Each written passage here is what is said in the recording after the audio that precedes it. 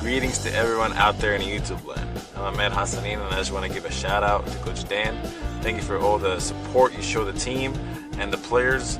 Everyone hit the like, subscription button, and yell woo in the comments. Thank you, and go Lions. What's going on, guys? It is Aiden Hutchinson. What's up, man? It's your boy Amon-Ra St. Brown. What's up to Lion Talk Live? So we love you too, buddy. What's up, everybody? It's Calvin Johnson Jr. here, a.k.a. Megatron, a.k.a. First Ballot. Greetings and salutations to everyone out there in YouTube land. This is Dan Skipper, offensive weapon for the Detroit Lions. Make sure you all help support Lions Talk Live, Coach Dan, by clicking on that like and subscribe button. Everybody, woo!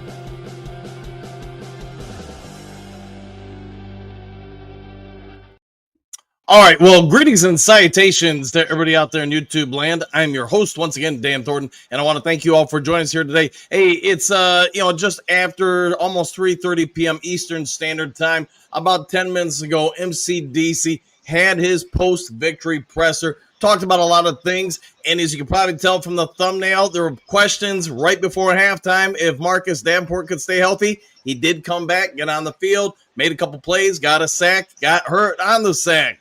And now there's questions if he'll be able to play this upcoming week or what the future is. Hutch Jr., it has been the most troubled situation for a Lions fan this offseason. What are you going to do in free agency? What are you going to do in the draft? What are you going to do after the draft to improve this pass rush, which, to be fair, did show up in some regards the second half yesterday. But Marcus Davenport, the guy who apparently is made out of bubblegum, might be down again. What are your thoughts about what the Lions need to do for that defensive end? Well, welcome back to hell, Lions fans. Here we are again. Yep. You remember the we're good, we don't need anybody. Brad Holmes is the smartest guy in the room. We don't need DN help. Well, here we are again, week 2. They better make some calls. They lost Z. They played around.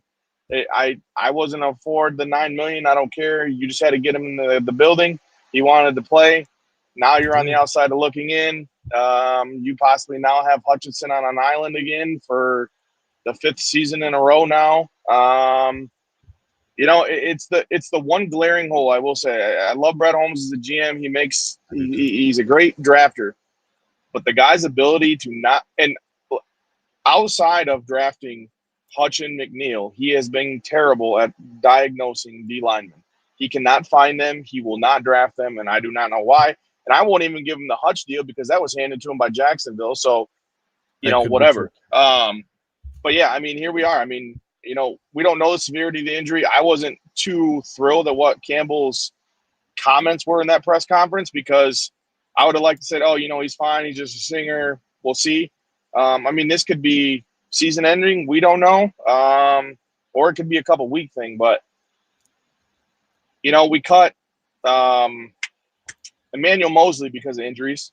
Right. And now here we are with Davenport with the same thing. The guy hasn't played a full season in probably 3 years, 4 years at least. I'm just tired of the same old song, man. Like, you're going to have a $50 million pass rusher on one side and practice squad players on the other.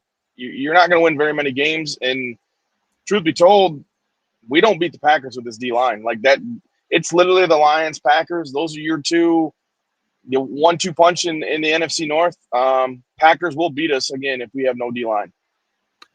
For those who didn't watch the presser, when finally asked towards the end of the presser, I want to be as fair as I can be and as transparent as can be. MCDC's asked by Dave Burkett, amongst other reporters, about Davenport. He said, hey, we're trying to get a second opinion.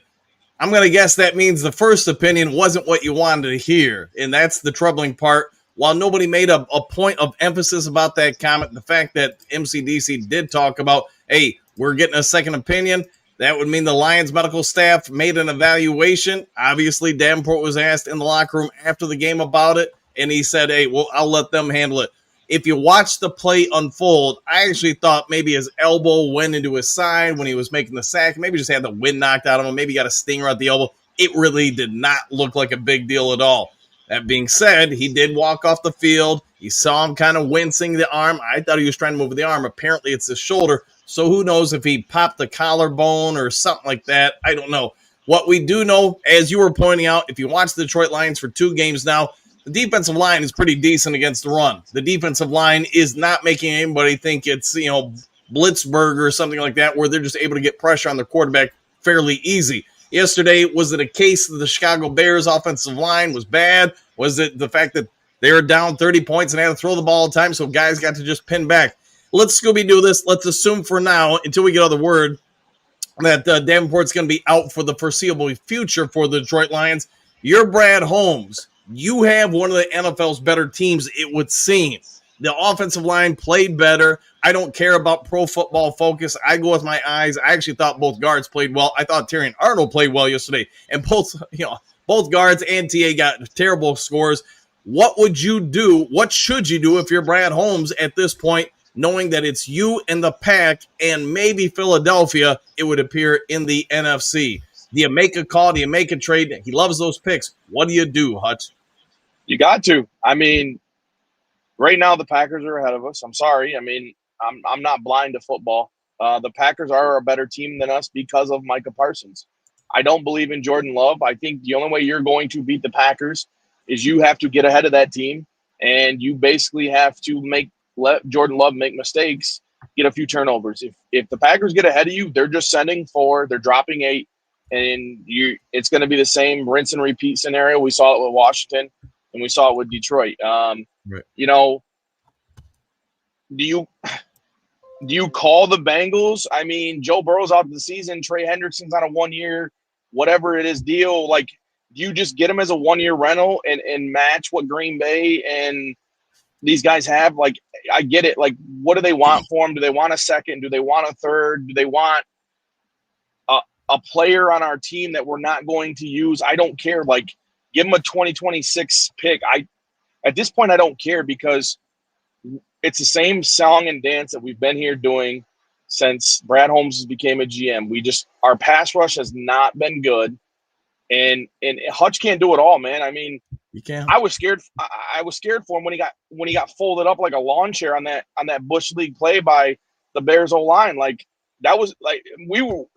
If that would have been the case, like, your 2 best pass rushers are now down. Now you're back to Al Muhammad, and I don't know what's wrong with Tyrus Wheat. He's been inactive for 2 weeks.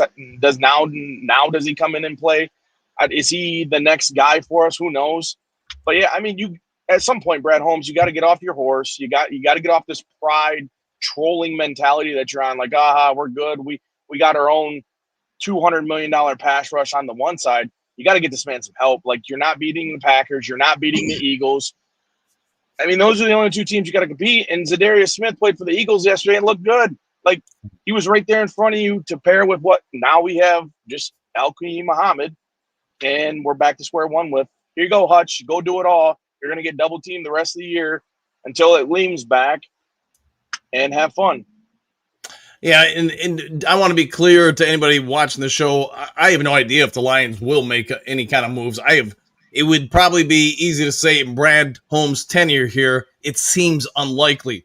But with that also being said, let's Scooby-Doo this and say Lions have a great season. The 29th pick, the 32nd pick, whatever it may ultimately be, it's really a 2nd-round pick. So if you can acquire somebody that pushes you over the top and gets you the Super Bowl, at least in my opinion, it's worth it. I'd give up 1 or 2, kind of mirror the Packers and go for it this year and say, hey, you can have a couple real early 2nd-round picks for us to get the guy that maybe pushes us for a season or 2. Anybody out on the market that you think maybe would be available? I get, we can speculate about anybody out there, but is there anybody that logically makes sense from a Detroit perspective? I mean, Jadeveon Clowney, call him. What does it hurt? Like, he's sitting there. He went to the Cowboys. They didn't like him. I thought for sure, like, that should have been one call we made after. I really like Judon. I thought we should have signed Judon. I know he's with Miami. Miami's not good. Maybe you can get Judon and a few of their D linemen for cheap. Call the Jaguars. Can you get Travion Walker? Can you call the New York Giants, for God's sake, and see if you can get Kayvon Thibodeau? He's well controlled for the next 2 years. I think it's $13.5 million. You can get him for 2 years plus his fifth. Like, it's just there's things you can do to improve this team. I like our secondary. I think we played well. Our linebackers look good. It's the D line, and your back end of your defense is only as good as your pass rush. And if we have no pass rush, our DBs aren't going to cover for 6 seconds. Next week, Right. I'm scared for next week, man, because if we have no pass rush, Lamar might hang 60. Like, they are a dangerous team. I mean, granted, they did lose Van Noy, which kind of helps out, the Lions' O-line a little bit. But, yeah, we got to do something with it. I mean, if you don't want to trade for somebody, go sign somebody. At least get someone in the room to help them out until we get a lean Mac, and then make whatever you want to do. Because I felt like Tyleek played well. He's looking like a good nose piece for this defense next to Reader. But Aleem can't come back soon enough, man. I think if Davenport is okay, which knock on wood, let's say he is, I feel like, with that interior D-line with McNeil and Reader and Tyleek, like, you're going to generate some pass rush with having Davenport and Aleem and Hutchback. But right now it's those two, and now we're talking about we're gonna have to start blitzing again, and we don't really, and it's a headache, man. Like, I get Brad Holmes wants to be the best man, smartest man in the room, but sometimes you got to get off this pride and do what's best for this team. Like, we want to be in the window. Here we are, but hey, we don't need pass rushers. We're okay with being mid up at that point, I guess. Yeah, so, again, before we wrap up, I do want to be fair to everybody.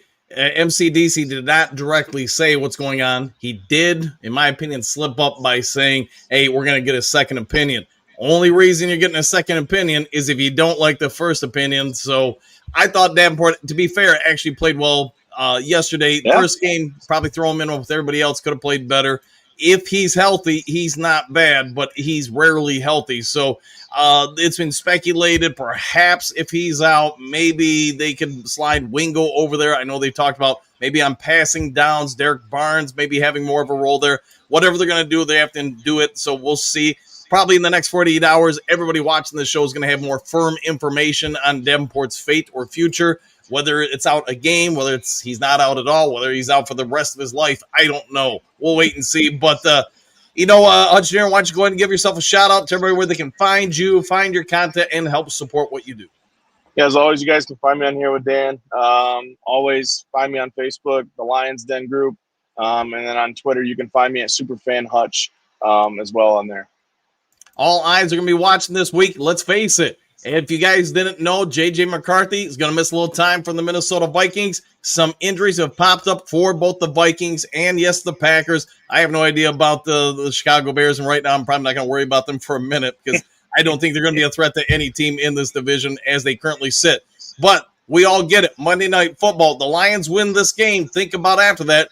After you beat the Ravens, you got the Cleveland Browns and now a Joe Burrow-less Cincinnati Bengals. Lions are set up where if they get this tough game on the road Monday night, they got a bit of run. Way too early. Hutch Jr., what's your score prediction for Monday? Oh, man. A lot to a little, some way, somewhere. I don't know, man. It's hard for me to predict. I have faith in the Lions, but the Ravens are just they're good. Their defense isn't so great. I don't think Jair is going to play. I think Kyle Hamilton's still dealing with stuff. They just lost Van Noy.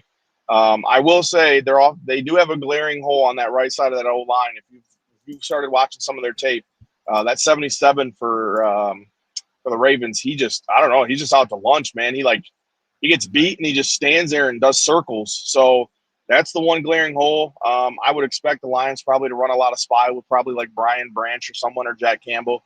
But yeah, I'm gonna say it's gonna be it could be like a 40-43 game in there. But I mean, if our defense can't get stops, it's gonna be a long night. All right, let's hope we get some stops, and that would probably help our chances.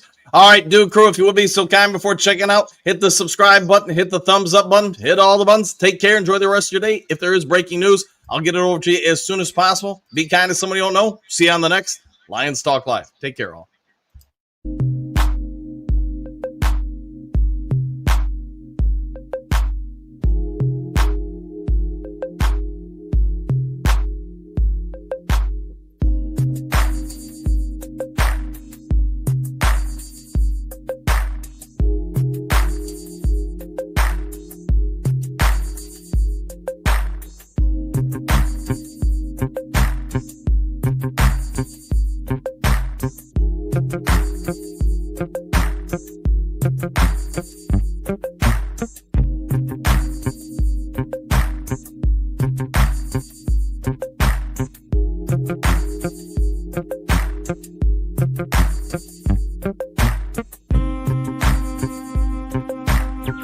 Bye.